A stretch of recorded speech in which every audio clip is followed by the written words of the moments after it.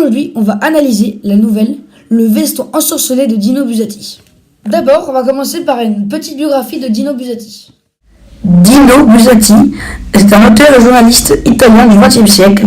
Il est né le 16 octobre 1906 et il est mort le 28 janvier 1972. La nouvelle raconte l'histoire d'un employé soumis à l'argent facile.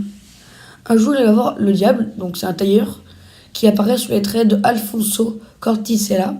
Donc le tailleur va lui fournir un veston qui produit de l'argent, donc qui va se rendre compte au fil de l'histoire.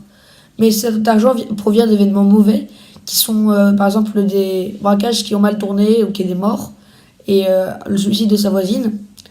À la fin de l'histoire, il va décider de brûler le veston pour éviter qu'il y ait d'autres dommages ou de meurtres. Donc il est content, il se rend compte qu'il est riche, et en allant à sa voiture, il se rend compte que tous ses biens ont disparu. Les amis, déjà, il faut savoir que cette nouvelle est une nouvelle fantastique.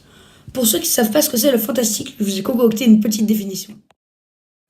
Qui est créé par l'imaginaire ou semble tel, c'est-à-dire ce qui n'existe pas dans la véritable vie. Maintenant, vous allez me demander en quoi cette nouvelle est fantastique. Justement, je vais répondre en seulement une étape. Pour répondre à votre question, je vais lister les éléments surnaturels et imaginaires de la nouvelle. Numéro 1. Un homme. Là, le personnage, il a passé toute la nuit à piocher dans sa poche droite. Au final, il a récupéré 50 millions. Donc là, il va se demander d'où vient l'argent. Et donc, dans la nouvelle, il vient de deux mauvais moments. Donc, le braquage d'une banque qui a mal tourné et le suicide de sa voisine. Là, moi, je vais citer le suicide de sa voisine. C'est la ligne 188 à 190. Elle s'était tuée parce qu'elle avait perdu les 130 millions de qu'elle avait touché la veille pour sa pension et qui avait fini dans mes mains. Donc là, le personnage, il se dit que c'est déjà bizarre parce qu'elle s'est donné la mort et c'est lui qui a l'argent. Du coup, il commence à culpabiliser. Numéro 2 et 3. Une grosse somme d'argent. Ligne 110. Il y avait largement pour 50 millions. C'est-à-dire que le veston peut générer autant d'argent qu'il veut. Donc là, il va se demander qu'est-ce qui se passe, d'où vient l'argent.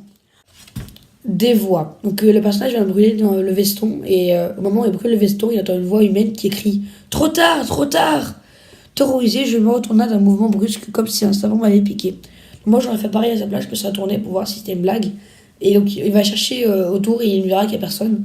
Donc, on peut penser que c'est le veston qui criait. Je vais finir par un petit point où je vais vous expliquer les sentiments que me donne le fantastique. Déjà, le fantastique est un style de lecture très particulier, car c'est des événements qui n'arrivent pas tous les jours et qui sont très souvent bizarres. Pour moi, le fantastique, c'est bien. C'est un style que j'adore parce que ça me permet de m'évader de l'imaginaire et souvent je ressens de la joie et de l'excitation suite aux événements et aux choses qui se passent dans le livre. C'est pour ça que je vous conseille ce genre de lecture.